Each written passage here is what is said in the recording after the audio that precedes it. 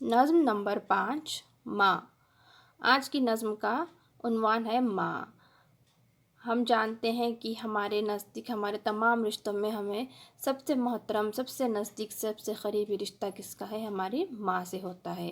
اور ماں جو کہ بچے کے لیے ہر درد، ہر تکلیف، ہر غم سہ جاتی ہے۔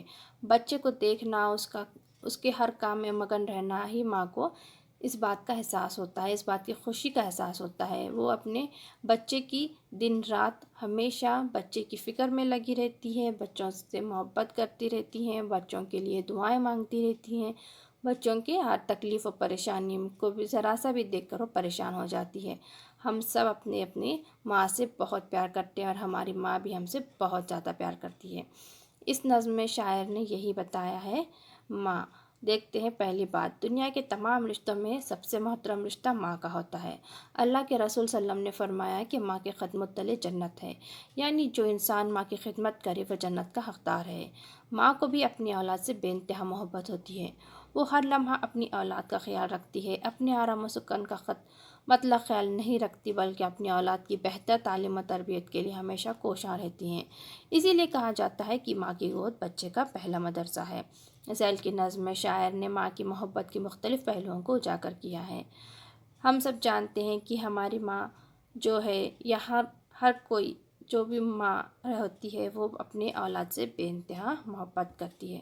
وہ ہر لمحہ اپنی اولاد کا ہی خیال رکھتی ہے اور اسے اپنے آرام و سکون کی ذرا سی ہی پرواہ نہ ہوتی ہے، بلکہ وہ اپنی ہی اولاد کی بہتر تعلیم و تربیت کے لیے ہمیشہ تتپر رہتی ہے، ہمیشہ تیار رہتی ہے۔ اور ہم جانتے ہیں کہ بچے کا پہلا مدرسہ جو ہے وہ ماں کی گود ہے، یعنی کہ ماں کے پاس سے ہی جو تعلیم و تربیت ہمیں ملتی ہے۔ اور ہم سب جانتے ہیں، ہمارے اللہ کے رسول نے بتایا ہے کہ ماں کے قدموں تلے جنت ہے، یعنی جو انسان ماں کی، باپ کی خدمت کرے گا وہ جنت کا حقدار ہوگا۔ نیچے شاعر کا تعارف دیا گیا ہے کہ اختر اورانوی بہار کے قصبے اوریانا میں 9 اگست سن 1910 کو پیدا ہوئے۔ اختر کو ان کے والدین ڈاکٹر بننے کے لیے میڈیکل کالج میں داخلہ دلوایا، لیکن اچانک بیماری کی وجہ سے ان کا تعلیمی سلسلہ ٹوٹ گیا۔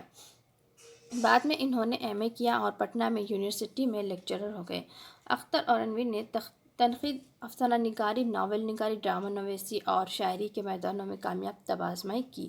انہوں نے تقریباً 2 درجن کتابیں تصنیف کیں۔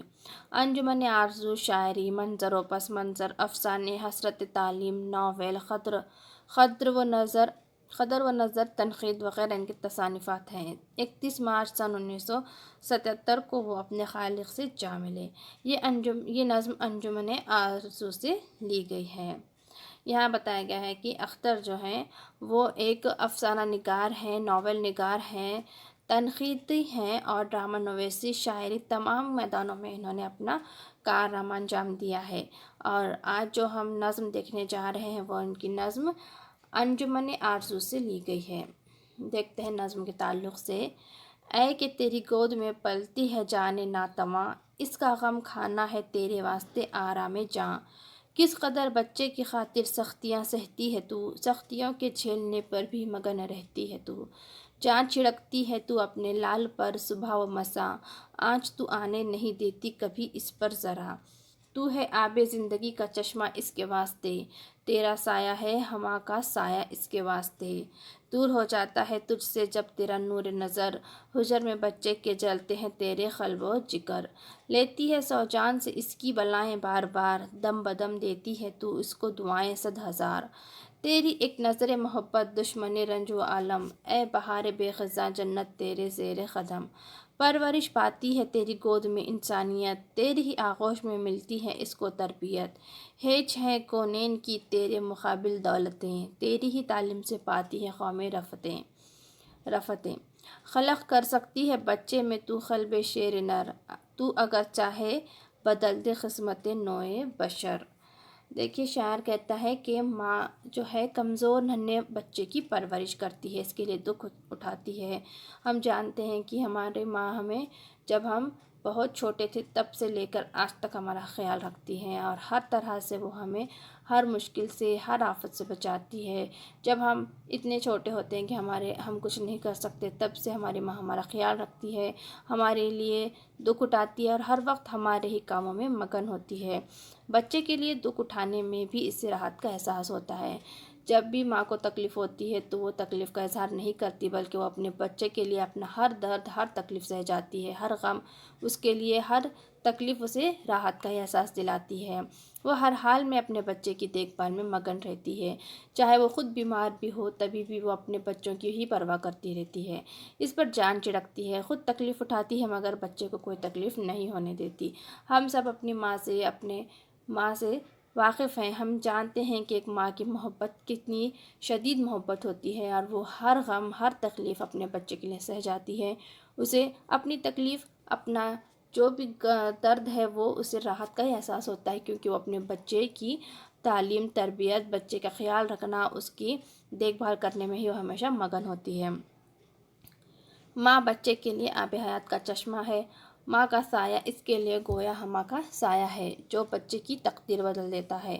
وہ تھوڑی دیر کے لیے بھی بچے کی جدائی برداشت نہیں کر سکتی، بار بار بلائیں لے کر اپنی محبت کا اظہار کرتی ہے، بار بار اس کی کامیابی کے لیے دعائیں کرتی ہے۔ ماں کی محبت کی نظر بچے کے تمام دکھ دور کر دیتی ہے۔ ماں کی خدمت کا صلہ جنت ہے۔ جنت وہ باغ ہے جس کی نعمتیں کبھی ختم نہ ہوگی۔ ماں کی گود بچے کا پہلا مدرسہ ہے۔ بچے کو انسانیت کا پہلا سبق ماں کی گود سے ہی ملتا ہے۔ ماں کی تربیت انسان کو بلند درجوں تک پہنچاتی ہے۔ ماں وہ دولت ہے جس کے سامنے دنیا بھر کی دولت ہیچ ہے۔ وہی ہے بچے کو حوصلہ مند بناتی ہے۔ قوموں کی ترقی ماؤں کی تربیت کا ثمرہ ہوتی ہے۔ ہم سب جانتے ہیں کہ ماں کا سایہ ہی بچے کے لیے سب سے زیادہ کافی ہوتا ہے، بچے کی جو تقدیر بدل سکتی ہے، جو بچے کے لیے ہر طرح کا غم، درد برداشت کر جاتی ہے۔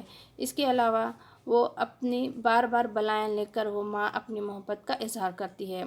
ماں کی محبت ہی بچے کے لیے تمام دکھ دور کرنے کے لیے کافی ہوتی ہے۔ ماں کی خدمت کا صلہ ہم سب جانتے ہیں کہ ماں کے قدموں تلے جنت ہے، اور ہمیں اپنے ماں باپ کی خدمت کرنے سے جنت کا صلہ ملے گا۔ جنت وہ باغ ہے جس کی نعمتیں جو کہ کبھی ختم نہ ہوگی، اور ماں کی گود ہی بچے کے لیے اس کا پہلا مدرسہ ہوتا ہے۔ بچے کو انسانیت کا پہلا سبق، جو بھی تربیت، جو بھی ہمیں سب سے پہلے کون سکھاتی ہے؟ اپنی ماں ہی سکھاتی ہے، یعنی کہ بچے کو انسانیت کا پہلا سبق اس کی ماں سے ہی ملتا ہے۔ ماں کی تربیت سے ہی انسان بلند درجوں تک پہنچتا ہے، اور ایک بچے کی تعلیم و تربیت میں اس کی ماں کا بہت بڑا ہاتھ ہوتا ہے۔ ماں وہ دولت ہے کہ جس کے سامنے دنیا بھر کی دولت کم ہے، یا دنیا بھر کی دولت ہیچ ہے، یعنی کہ کچھ بھی نہیں۔ دنیا بھر کی دولت صرف ماں ہی ایک بہت بڑی دولت ہے۔ وہی بچے کو حوصلہ مند بناتی ہے، اور قوموں کی ترقی میں ماؤں کی تربیت کا بہترین ہاتھ ہوتا ہے۔ تو نیچے معنی و شرط دیے گئے ہیں۔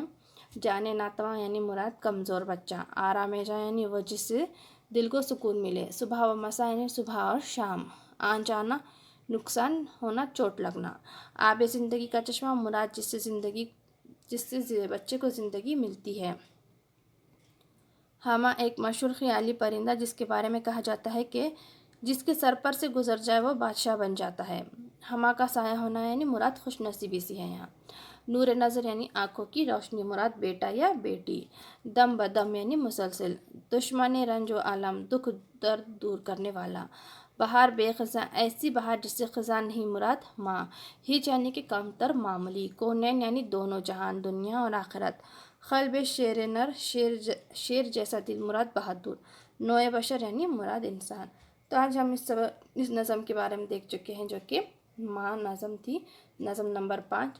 اگلے ویڈیو میں ہم اگلا سبق دیکھیں گے۔ ویڈیو دیکھنے کے لیے آپ کا بہت بہت شکریہ۔ ہمارے چینل کو لائک کریں اور سبسکرائب کریں۔